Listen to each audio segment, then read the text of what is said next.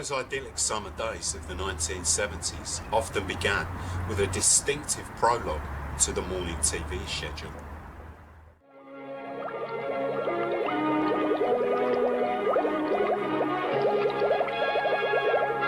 Herge's Adventures of Tintin.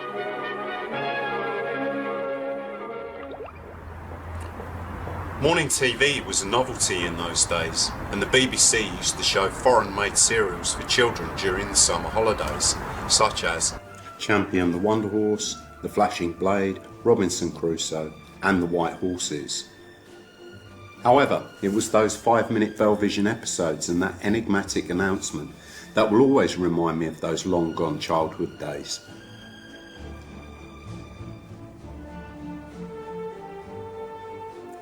It wasn't until about 1973, during my second year at Larkswood Junior School in London, that I really discovered Tintin.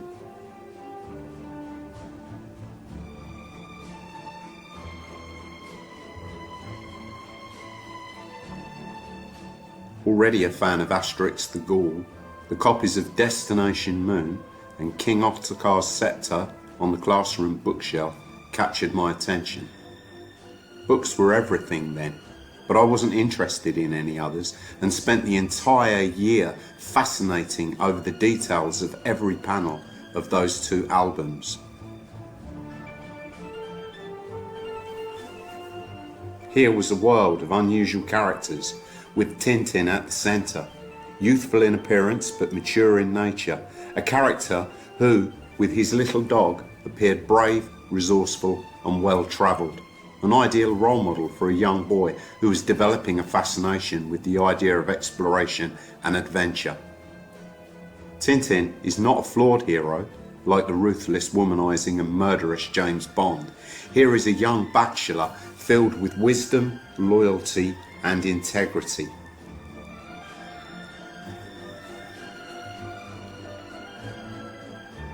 Those books exposed me to a world of adventure and a list of equally enigmatic titles for which I began to hunt in the libraries of Waltham Forest.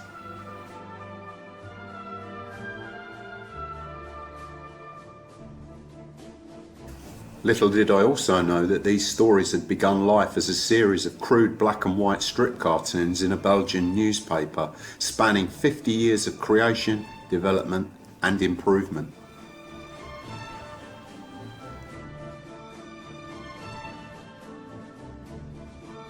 So, here I am in Shanghai, almost 50 years after picking up those first albums. I've come to realise that I've always searched for the world of Tintin, which in every way seems more innocent and attractive than our own. A world in which the landscapes are invitingly filled with clarity.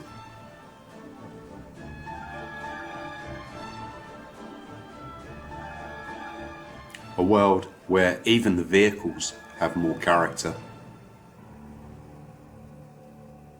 and where the friendships appear more enduring.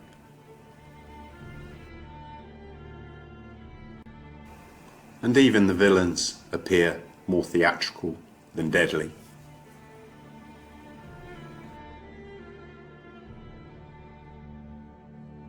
When I first read Tintin, it filled me with a nostalgia for a time past. Now it fills me with nostalgia for my own childhood and for a world less affected by the insidious issues of the 21st century. And so I've been on a journey into the past in an attempt to find certain locations from Herge's 1935 story, The Blue Lotus, the last of the completed works that I read because Methuen, its British publisher, felt the story to be dated and only agreed to publish it in 1983, the year of Herge's death.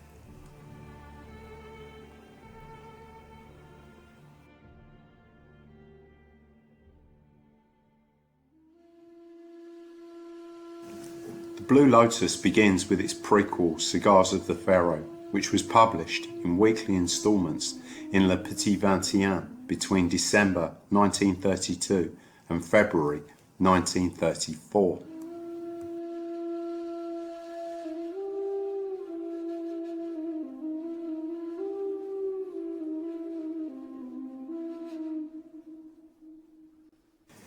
It was released as a full-colour album by a more accomplished artist in 1955.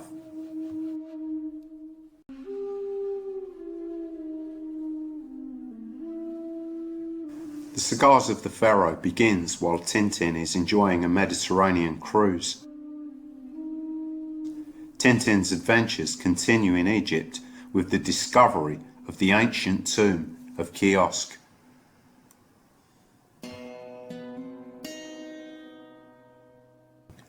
He discovers bodies of a number of mummified Egyptologists and some empty sarcophagus which indicate a grisly end for Tintin and Snowy. It's also at this point that he finds boxes of cigars sporting the symbol of Kiosk, which are being used to conceal opium. Suddenly in the story, a sleep-inducing fog renders Tintin unconscious. Herge brilliantly depicts Tintin's nightmarish experience by illustrating those around him and even Snowy as stylistic hieroglyphic abductors.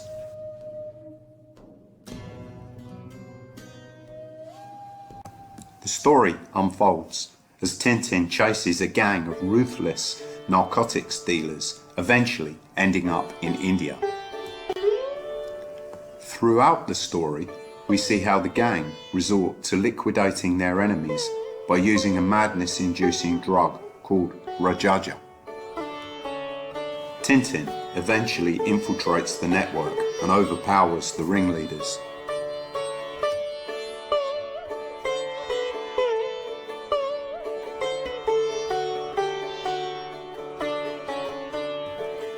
This first installment ends at the palace of the Maharaja, who believes that the drug trafficking ring has been smashed.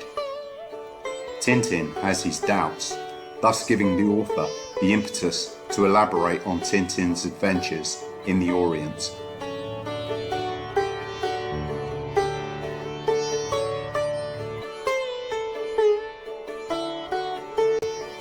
In Britain at least, it would be another 30 years before this adventure is concluded.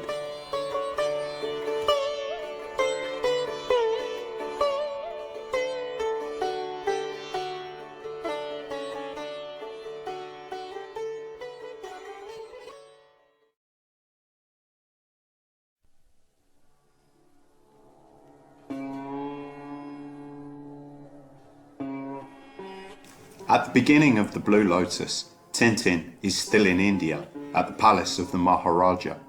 A mysterious Chinese visitor arrives, but is poisoned by Rajaja and goes mad. The first few pages of this adventure were reworked into the clear line style along with the complete Cigars of the Pharaoh story in 1955. For some unknown reason, beyond that first few pages, the artwork disappointingly reverts to the coloured version of the original, and we're left in little doubt that the story is a product of Herge's early artistic career.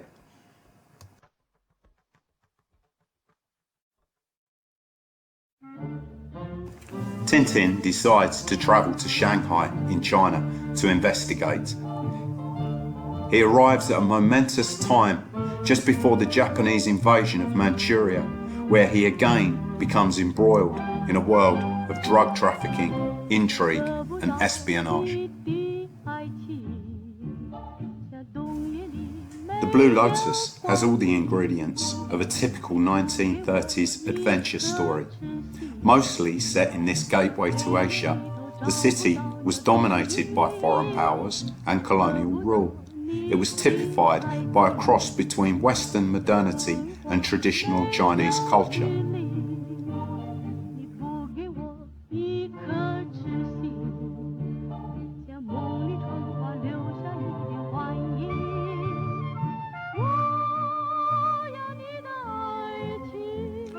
Herge illustrates above all the gulf between the foreign colonial powers in China and the native population.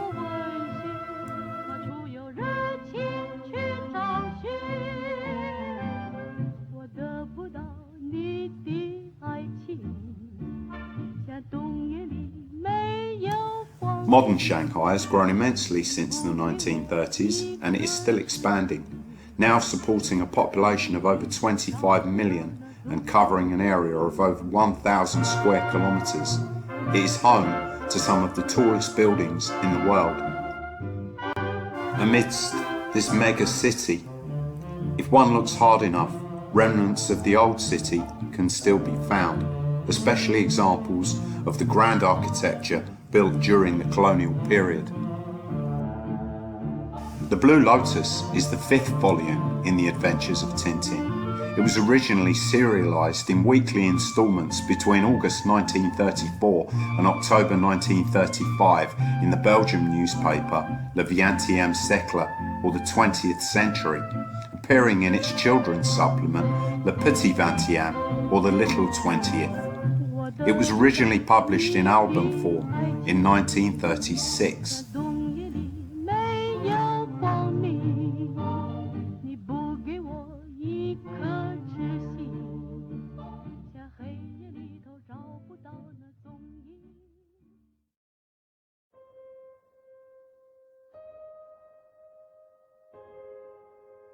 In creating the Blue Lotus, Herge exhibited a newfound emphasis on accuracy and documentation in his portrayal of far-flung societies. Here, Herge explains. Tintin a été un jeu pour moi jusqu'au Lotus Bleu. Et le Lotus Bleu, ça a marqué un tournant parce que lorsque j'ai annoncé dans le petit 20e de l'époque que Tintin allait partir pour l'extrême-orient, c'est-à-dire en Chine, j'ai reçu une lettre d'un abbé gospé qui m'a dit: si vous avez le mal de dessiner un chinois avec une tresse, par exemple, ou le faire manger des nids d'hirondelles en poussant des petits cris, vous allez ici faire des dégâts terribles. Et il m'a mis en rapport avec un jeune chinois qui était peintre, sculpteur, qui était poète, et qui s'appelait Chang Chongzhen. Et à ma grande stupéfaction, moi j'ai découvert un monde tout nouveau. Mais il m'a fait découvrir des tas de choses, la poésie chinoise, l'écriture chinoise, le vent et l'os, n'est-ce pas? Le vent d'inspiration, l'os, la fermeté graphique. C'était vraiment une révélation pour moi.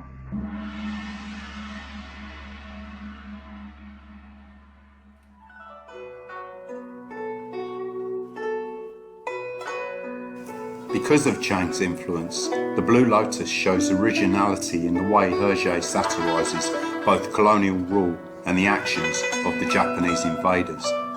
Truth and fiction mesh with much more realism.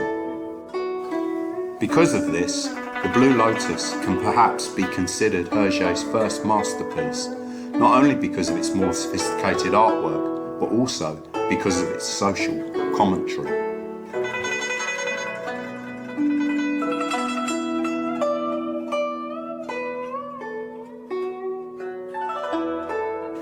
No more will Tintin be seen acting like the typical colonial, trophy-hunting wildlife with thoughtless impunity and treating the natives like children. The story is also happily bereft of much of the slapstick nature and haphazard plotlines of his earlier stories.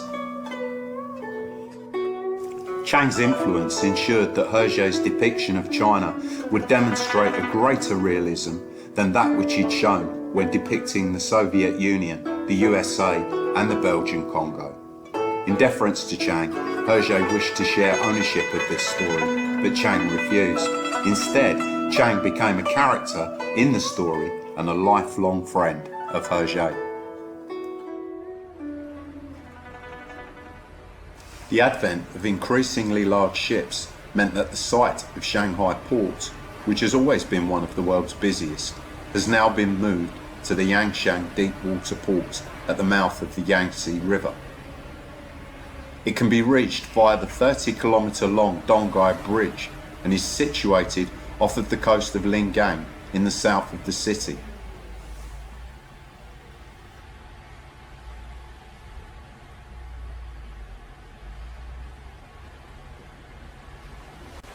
Smaller cruise ships can still dock in the city at the international ferry port on the north bend of the Huangpu River, close to Suxiao Creek. Remnants of the old wharfs, docks and jetties can be found in the form of these iron engravings pressed into the paving close to the waterfront, and in the few remaining warehouses which reside on that stretch of the river.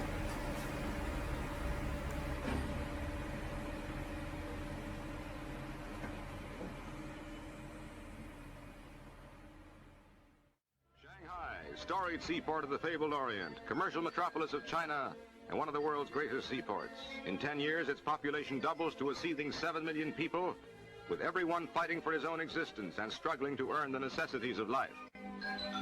With tremendous increase in export and import trade, Suxiao Creek is the scene of congestion and fever heat activity as riverboats push their way up and down the waterways, busily engaged in loading and unloading much-needed cargoes. As quickly as boats are unloaded, just so fast are the essential materials rushed inland. Cotton, hundreds of bales. Drums of gasoline by the thousands, tins of kerosene, cases of medical supplies, and 1,001 essentials are gobbled up in China's hungry maw.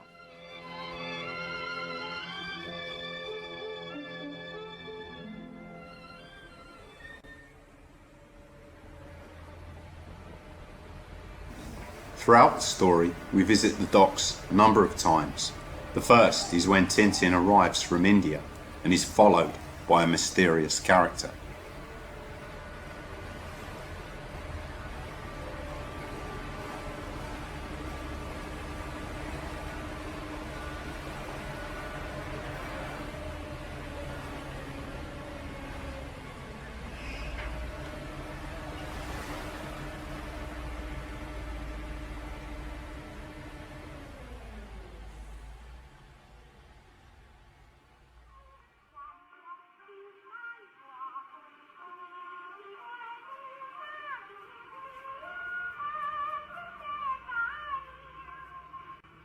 As a European reporter, with expenses being presumably met by his newspaper, Tintin arrives in Shanghai and travels to the Continental Hotel.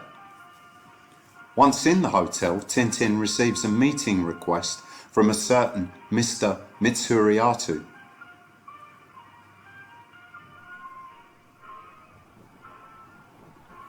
Tintin tells the messenger that he will call on the sender himself at the Street of Tranquility. I've looked for the Street of Tranquility and I cannot find it. I think Herge was simply using the translated notion of Chinese poetical language here. Western authors have a tendency to do this when writing stories set in China.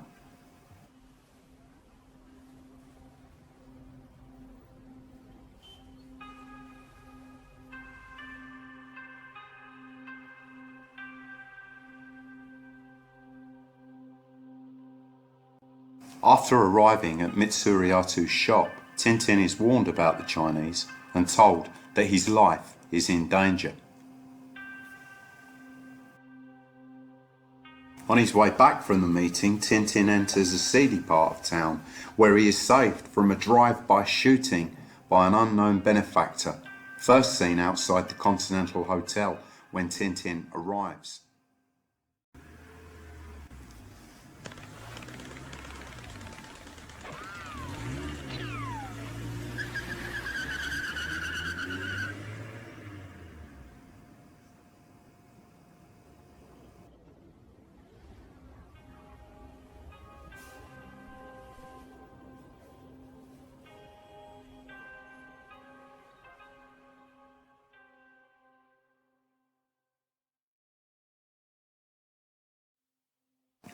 Later that evening, when Tintin is back at his hotel, this unknown Chinese character again protects him by shooting a drugged cup from his hand.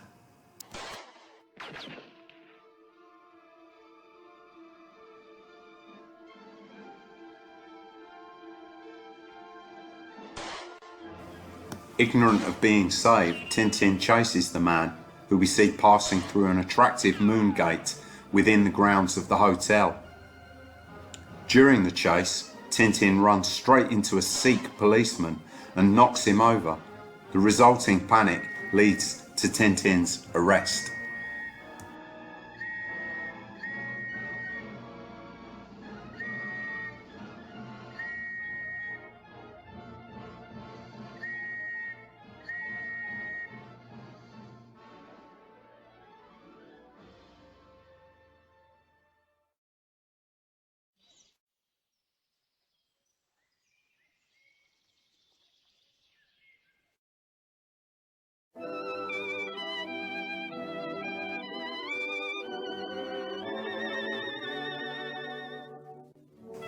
The Intercontinental Hotel on Fuxing Road is one of the grandest and oldest hotels in Shanghai.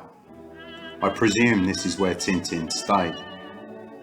His original destination, the European Palace Hotel, was renamed the Continental in the 1946 revision by Herge. This hotel began life in the 1920s as home to the British media mogul Benjamin Morris.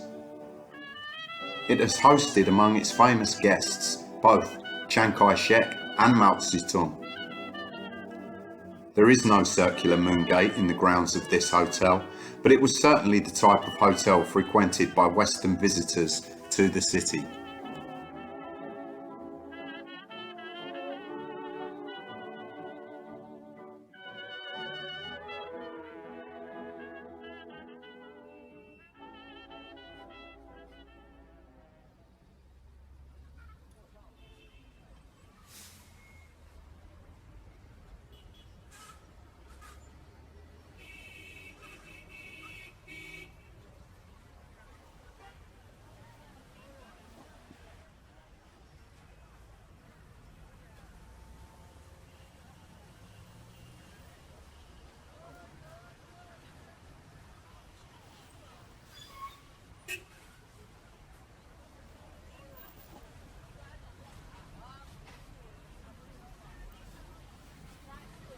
To get to Mitsuriatu's shop, Tintin takes a rickshaw which crashes into an American businessman named Gibbons.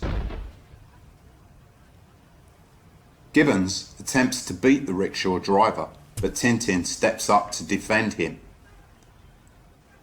This infuriates Gibbons, who storms off.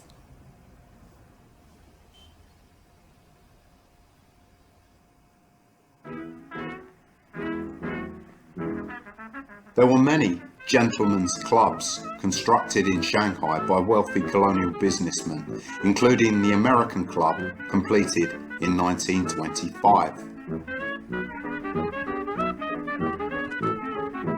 One of the real locations used in the story, the Occidental Club, was a well-frequented gentlemen's club on Shanghai's exclusive Bund.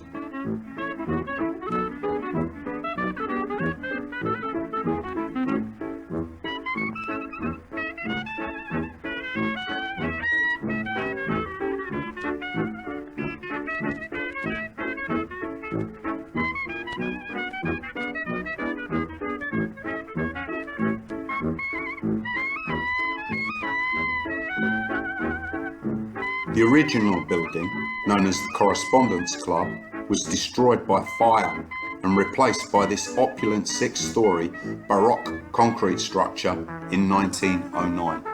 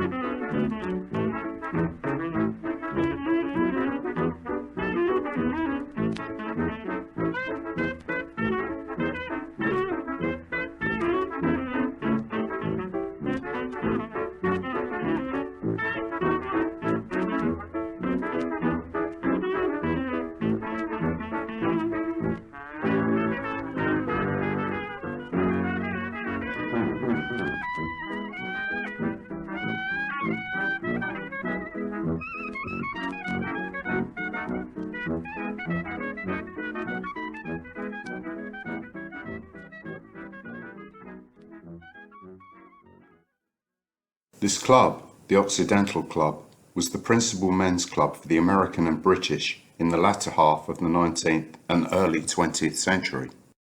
It's here that Gibbons comes after the incident with Tintin and the rickshaw driver. In the Occidental Club, Gibbons meets up with Dawson, the chief of police of the international settlement. The first Tintin album I actually bought was The Red Sea Sharks, and this is where I discovered Dawson. I can remember him being intriguingly referred to as the former chief of police of the international settlement in Shanghai. One can imagine the types of business that were conducted here in these secluded corners of this grand club. This club now is the Waldorf Astoria on the Bund. In the story, we never see Tintin mixing with other Europeans in places like this grand club. Instead, we always see him mixing with the local Chinese. Herge took a radical view by depicting through these characters a criticism of Western activity in China's international settlements. He tried to demonstrate the extreme corruption and commercial self-interest, gaining much of his information on these issues from Chang, who informed him of the political events occurring in China from a Chinese perspective.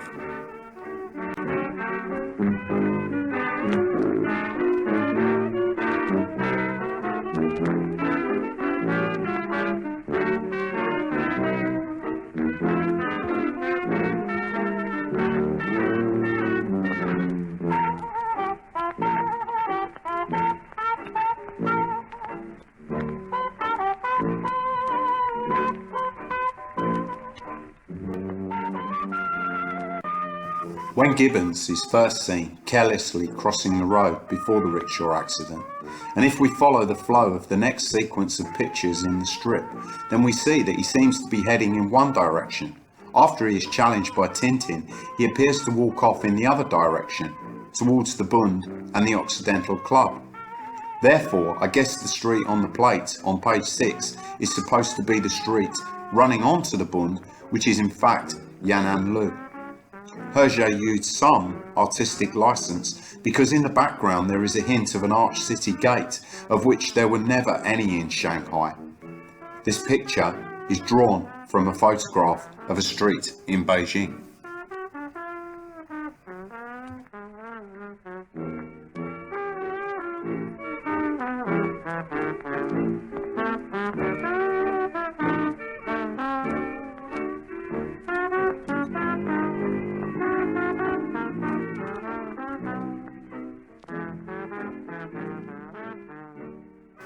Later in the story, while retracing Professor Fang's steps, Tintin stumbles across a business card with the name of a certain W.R. Gibbons.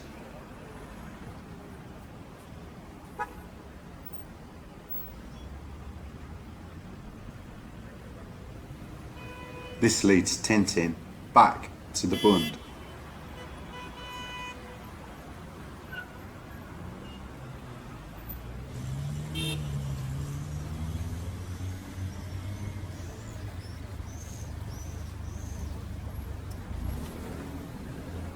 Once at number 53, Tintin and Gibbons immediately recognise each other. Gibbons explains that he did meet Fang but knows nothing about his disappearance. After Tintin leaves, Gibbons is seen suspiciously scribbling a note, probably for Dawson. I can't find Gibbons's place. The Bund only goes up to 33, so let's have a look at some of the architecture around here.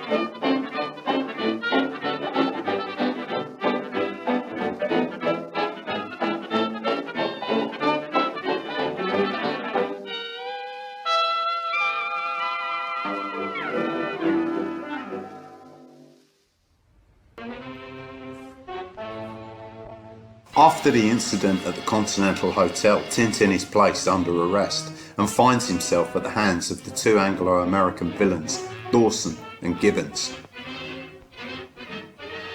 Dawson instructs 3 Sikh policemen to give him some corrective treatment. Sikhs were employed by the British as they were often big men and cheaper to employ than Europeans. These Sikh officers worked hand in hand with their European and Chinese counterparts in the Shanghai Municipal Police, or the SMP. By 1935, a central police station had been constructed, and by the 1940s, the SMP had at least 14 police stations from where the international settlement could attempt to control and police this often lawless and corrupted city. Before that, the Hangzhou Road location or Shanghai Municipal Council building was from 1922 the central hub of colonial control. It was designed by Robert Charles Turner in the style of English Renaissance and acted as a town hall, municipal centre and main police station until the mid-30s. So perhaps Dawson would have had Tintin incarcerated in the holding cells here.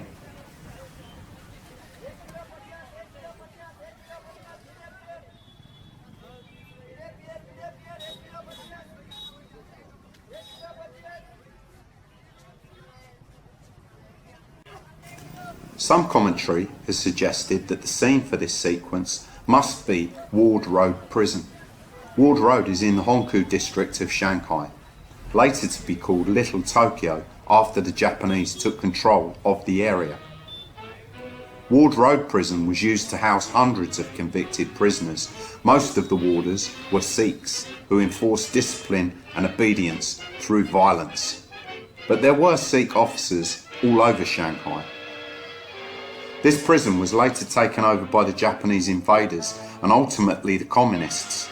It was renamed Talankiao after its Chinese district and became known as the Alcatraz of the East.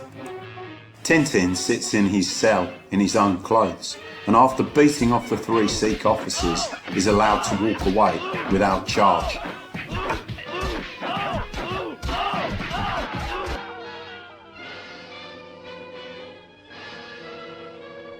The hospital orderly refers to the prison but calls it St. James's.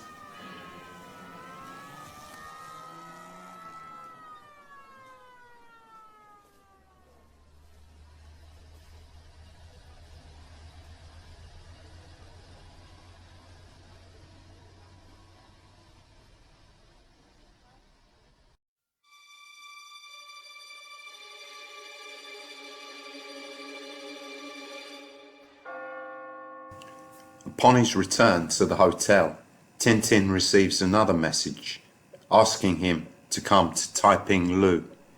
This time we follow a disguised Tintin as he asks directions from a policeman and eventually finds himself in a seedier part of the town.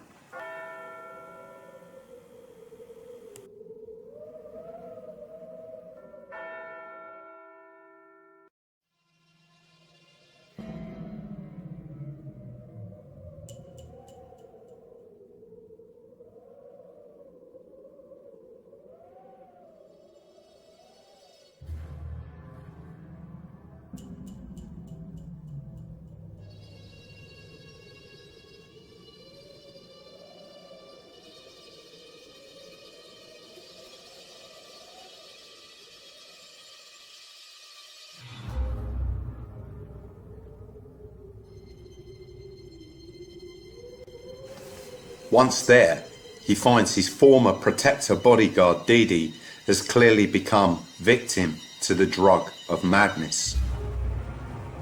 Didi attacks Tintin and tries to decapitate him, but Tintin manages to overpower him and hand him over to the police.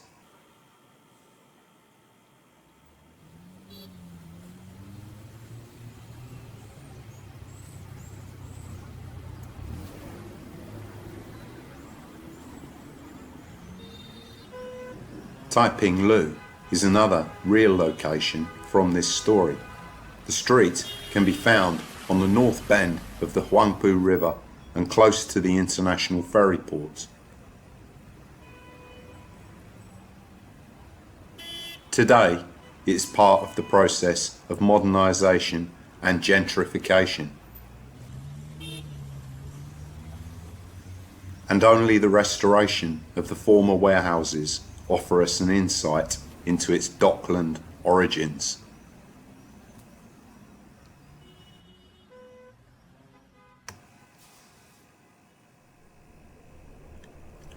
After the incident at Taiping Lu, we see the port for the second time when Tintin attempts to depart on the SS Ranchi in an effort to return to India.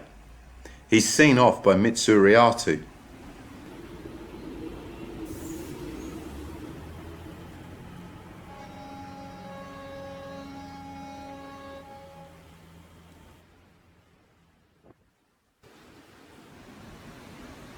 During the trip, Tintin is kidnapped and returned to the shore in a sampan.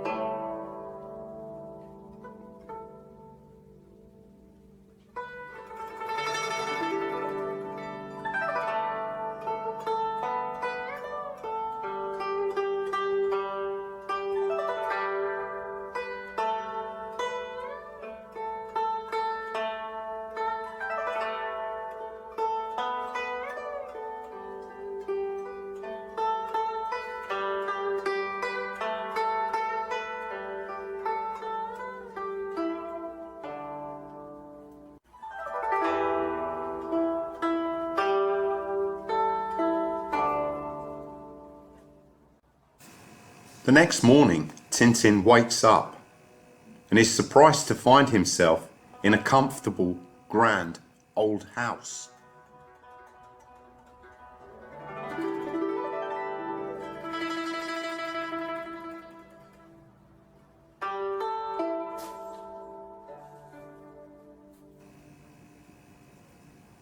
He investigates and is shocked to find himself once more at the mercy of Didi, the mad swordsman and former guardian last seen in Taiping Lu.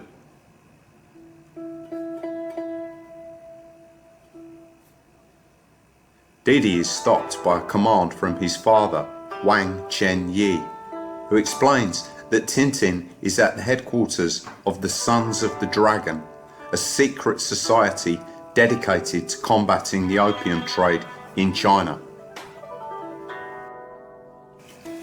Wang explains that Tintin has been a victim of deception by the seemingly honourable Mitsuriatu, and that Mitsuriatu is in fact their greatest and most dangerous enemy. Wang tells Tintin that he has been a victim of deception since even before he arrived in Shanghai. We are told in the story that Wang lives on the Nanjing Road. In modern times, this main thoroughfare is divided into east and west, and it is one of the busiest in the city. It stretches from Jing'an Temple through People's Square down to the Bund and onto the waterfront. Today, Nanjing Lu is a symbol of China's love of capitalism. It has become a shrine to corporate power, gross materialism, vanity, and the consumerism embraced and celebrated in modern China. Tucked away behind the facade of Nanjing Road, one can still, however, find the villas and residences originally constructed by the wealthy during those colonial days.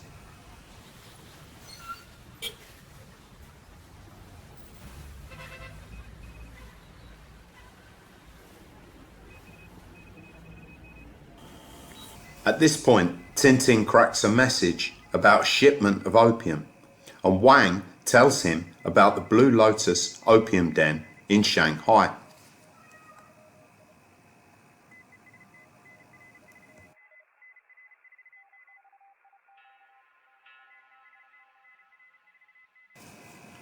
It's at this point of the story that the true nature of Mitsuriato is revealed.